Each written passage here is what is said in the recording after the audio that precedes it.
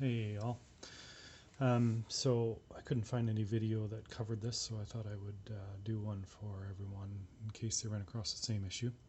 I have a 2012 Ford Explorer, and the rear windows were not going up and down with the switch. I could control them from the main switch in the on the driver's side, but the back ones wouldn't work.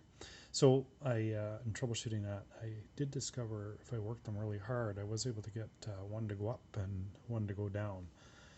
And then I switched sides, which side the switch was on, and the problem followed the switch. So what I did was, this is one of the switches here, and I have this electrical contact cleaner.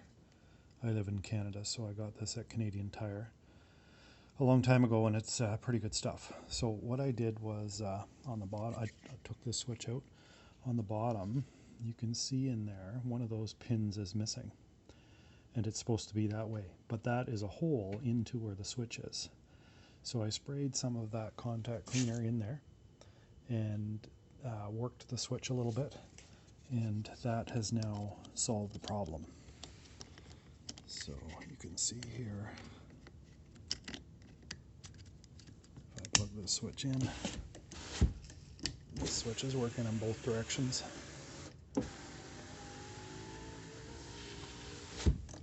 And just going to pause the video here and switch this switch and show you what it was like. So I put the other one back on now. This one hasn't been fixed yet, and you can see that the window won't go up, but it will go down. Well, actually it won't do either now.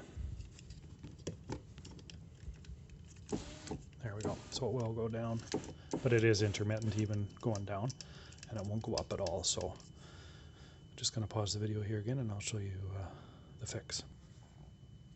So here's that switch, and as you can see, there is a hole in there. So if I take some contact cleaner, just spray it in there.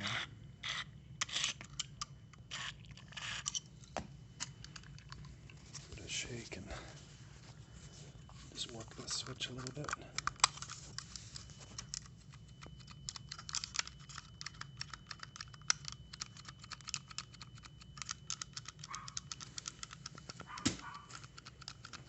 And again, just gonna pause the video, plug this in, and give it a try. Yeah, so just like that, you know, I worked that switch, you saw me not too many times, and now it works fine. So, hope that helps everyone.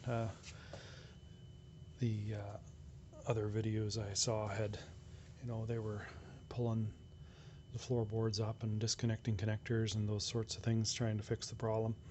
But turns out it's just the switch, so you don't have to take the door panel off at all. You can pry that switch out of there gently with a screwdriver. It's just got little clips on it. Give it a spray, and that'll fix it. Take care all. Hope it helped.